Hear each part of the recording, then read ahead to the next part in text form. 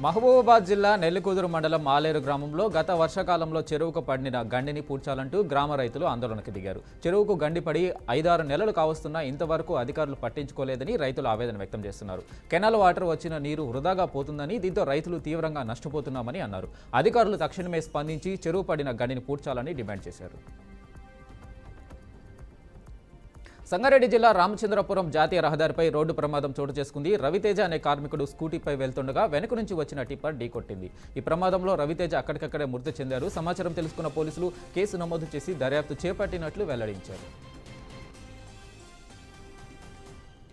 మెదక్ జిల్లా నర్సాపూర్ నియోజకవర్గ Congress party camp కార్యాలయంలో సీఎం రేవంత్ రెడ్డి చిత్రపటానికి పాలాభిషేకం నిర్వహించారు. ముఖ్య అతిథిగా కాంగ్రెస్ పార్టీ అధ్యక్షులు ఆంజనేయుల్ గౌడ్ హాజరయ్యారు. తెలంగాణ అసెంబ్లీలో బీసీలకు 42% రిజర్వేషన్, ఎస్సీ రిజర్వేషన్ బిల్లు ఆమోదం తెలిపినందుకు హర్షం వ్యక్తం చేశారు.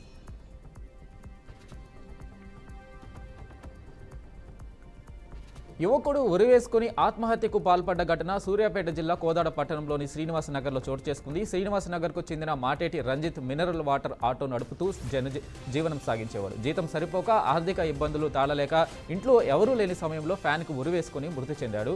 సోదరుడు పవన్ ఫిర్యాదు మేరకు కేసు నమోదు చేసుకుని దర్యాప్తు చేస్తున్నట్లు టౌన్ ఎస్ఐ రంజిత్ కుమార్ తెలియజేశారు.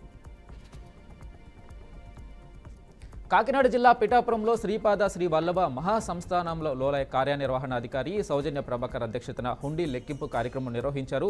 20వ తేదీ నుండి 19 వరకు హుండీ ద్వారా వచ్చిన సొమ్ము లెక్కింపు చేయగా హుండీ ద్వారా వచ్చిన ఆదాయం 18,57,246 రూపాయలని తెలిపారు. ఈసారి భక్తుల తాకిడి ఎక్కువగా ఉండడం వల్ల హుండీ ఆదాయం బాగా పెరిగిందని ఆలయ సిబ్బంది తెలిపారు.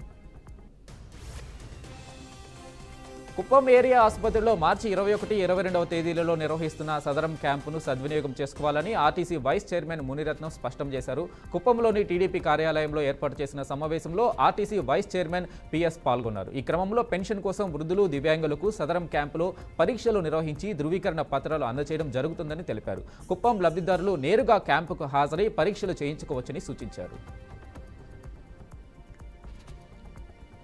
చెరువులో దూకి తల్లి కూతుళ్ల ఆత్మహత్యకు పాల్పడ్డ ఘటన సంగారెడ్డిలో మహబూబ్ సాగర్లో చోటు చేసుకుంది. మృతులు మెదక్ ప్రాంతానికి చెందిన విజయలక్ష్మి, మణిదీపికగా పోలీసులు గుర్తించారు. అనంతరం మృతదేహాలను పోస్టుమార్టం కోసం సంగారెడ్డి ప్రభుత్వ ఆసుపత్రికి తరలించినట్లు పోలీసులు వెల్లడించారు.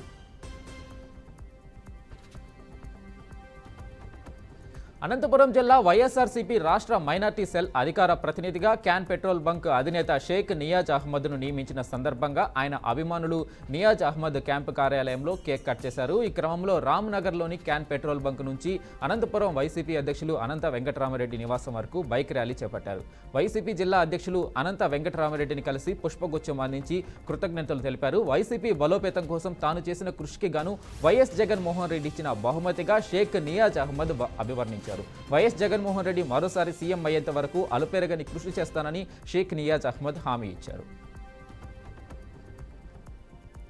కర్నూలు జిల్లా ఆదనిలో డనపురం క్రాస్ రోడ్డు దగ్గర నుండి హోలగొంద వరకు గుంతలమయమైన రోడ్డును బాగు చేయాలని సిపిఎం నాయకులు డిమాండ్ చేశారు. రోడ్డు పాడైపోయి 5 సంవత్సరాలు కావస్తున్న గత ప్రభుత్వం పట్టించుకోలేదని ఆరోపించారు. ప్రస్తుతం కూటమి ప్రభుత్వం కూడా పట్టించుకోకుండా నిర్లక్ష్యం చేస్తుందన్నారు. ఇప్పటికైనా ప్రభుత్వం చొరవ తీసుకుని తక్షణమే రోడ్డును బాగు చేయాలని డిమాండ్ చేశారు. గుంటూరు జిల్లా పెదకక్కని రైల్వే స్టేషన్ సమీపంలో రైలు పట్టాలపై మృతదేహం లభ్యమైంది. సుమారు 3 గంటల సమయంలో రైలు ఢీకొట్టి ఉండొచ్చని స్థానికులు అనుమానం వ్యక్తం చేస్తున్నారు. మృతి చెందిన వ్యక్తి పంది గోపీకృష్ణగా స్థానిక పుచ్చలపల్లి సుందరయ్య కాలనీకి చెందిన వ్యక్తిగా చెప్తున్నారు. సంఘటనా స్థలానికి చేరుకున్న పోలీసులు విచారణ చేపట్టినట్లు వెల్లడించారు. తిరుపతి జిల్లా శ్రీకాళహస్తి ఈశ్వరాలయానికి మలేషియా భక్తులు 60 మందికి పైగా రావడం విశేషమని ఆలయ సిబ్బంది మలేషియా భక్తులకు సాదర స్వాగతం పలికారు. శ్రీకాళహస్తి జ్ఞాన ప్రసూనాంబ ఈశ్వర దర్శనార్థం చేయించి ఈశ్వర తీర్థ ప్రసాదాలు అందజేశారు. కాలభైరవ అభిషేకంలో పాల్గొన్న మలేషియా భక్తులు ఆనందంతో ఉప్పొంగిపోయారు. శ్రీకాళహస్తీశ్వర ఆలయం దైవ భక్తికి, మనిషి మనశ్శాంతి కోసం మైమరిపించే విధంగా ఉందని, ఇక్కడ దర్శనం చేయించుకున్నందుకు సంతోషంగా ఉందని మలేషియా భక్తులు అన్నారు. అంగన్వాడీ కార్యకర్త ఆత్మహత్య యత్నానికి పాల్పడిన ఘటన పల్నాడు జిల్లా సత్తెనపల్లిలో చోటు చేసుకుంది. అధికారుల తనిఖీల పేరుతో వేధిస్తున్నారని, అందుకే ఆత్మహత్యకు పాల్పడినట్లు బాధితురాలు తెలిపింది. సత్తెనపల్లి ఏరియా ఆసుపత్రిలో చికిత్స పొందుతున్న బాధితురాలి ఆరోగ్యం ఉన్నట్లు వైద్యులు తెలిపారు. నంద్యాల జిల్లా బేతంచెర్ల పట్టణంలోని గవర్నమెంట్ హాస్పిటల్ వద్ద డాక్టర్ ఎం వెంకటేష్, డాక్టర్ స్వప్న వాణిప్రియ ఆధ్వర్యంలో ప్రపంచ నోటి ఆరోగ్య దినోత్సవం పురస్కరించుకుని బేతంచెర్ల పట్టణ పురవీధుల గుండా ర్యాలీ నిర్వహించారు. ఈ క్రమంలో ప్రభుత్వ దంత వైద్యుడు డాక్టర్ వెంకటేష్ నోటి ఆరోగ్యం గురించి, దంత సమస్యలకు తీసుకోవాల్సిన జాగ్రత్తల గురించి పిల్లలకు, గర్భిణీలకు, వృద్ధులకు సలహాలు, సూచనలు ఇచ్చారు. ప్రతి ఒక్కరూ 3 నెలలకు ఒకసారి టూత్ బ్రష్ మార్చాలని తెలిపారు.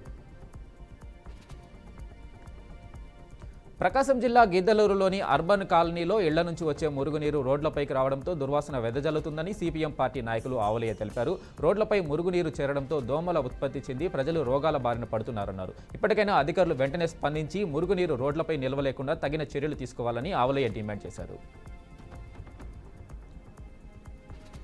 శ్రీ సత్యసాయి జిల్లా కదిరి పట్టణంలో బ్రహ్మోత్సవాలు అంగరంగ వైభవంగా జరుగుతున్నాయి. పెద్ద సంఖ్యలో భక్తులు తరలివచ్చి బ్రహ్మరథాన్ని లాగుతూ ముందుకు కొనసాగుతున్నారు. స్వామివారు తిరువీధులలో భక్తులకు దర్శనమిస్తున్నారు. భక్తులకు ఎలాంటి ఇబ్బందులు కలగకుండా పోలీసులు పటిష్ట బందోబస్తు ఏర్పాటు చేసినట్లు తెలిపారు.